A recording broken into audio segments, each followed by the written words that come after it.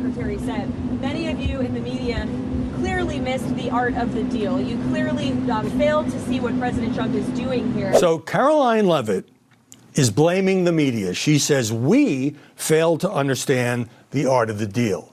How do you feel about that? I would say that, there are many people in this country, even some that voted for the president, that aren't going to drink the Kool-Aid, Howard, and they're not going to be brainwashed by this. We have economists, we have very staunch Republican Trump-supporting financial wizards out there that said this was bad. This was not a deal. This was not artful. This was a big screw-up, and it continues to be. What's up, everybody? Major retired Richard Ojeda here. And so, we're just not seeing the art of the deal, huh? Is that what you're saying, Karoline?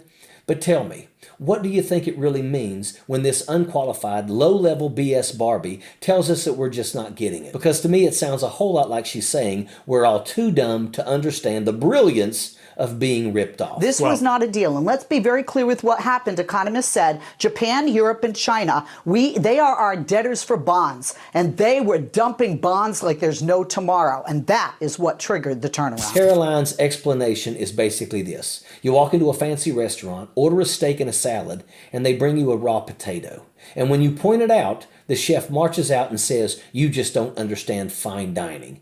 But let's be real. Anyone would be absolutely pissed off with that answer. No one's going to sit there gagging on a raw potato while pretending it's filet mignon.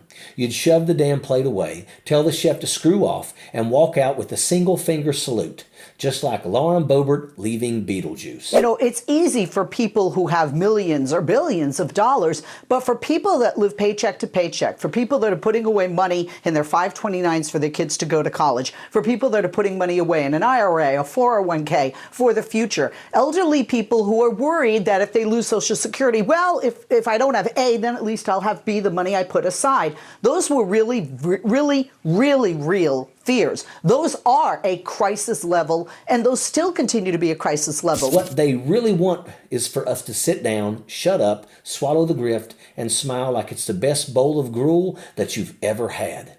They want you to pretend that it's a brilliant plan, but reality, yeah, it's finally setting in. The whole thing started with Trump's latest screw-up, the tariffs. He tried to play tough, talked big about no exemptions, acted like every country on earth was kissing our ass. Then, surprise, he caved. Exempted smartphones, computers, tech components, you name it. Why? Because the tech brothers got spooked. Because the people who write checks picked up the phone and reminded Donald Trump who actually runs the show. What's more, folks, is the president's incoherent tariff theatrics. They're exposing the limits of his power and tainting America's credibility in the global market. This weekend, Donald Trump reversed course yet again by exempting phones, computers, and other technology from his new tariffs.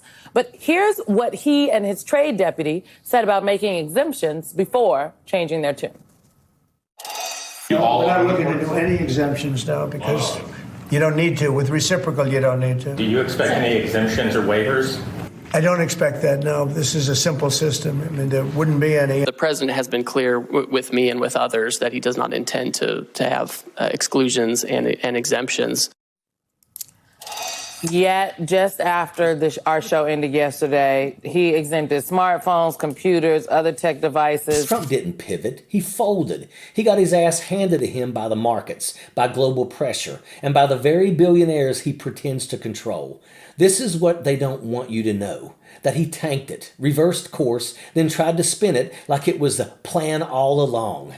And people fall for it every time. They treat failure like brilliance and call it leadership. They parrot this nonsense about running the country like a business. Yeah, well, this is Trump's business model. Burn it down, walk away, blame someone else. The man bankrupted a casino. That's like losing at rigged dice. So yeah, you've got the White House making up policy on the fly. You've got economic panic. You've got billionaires getting carve-outs while regular folks get crushed.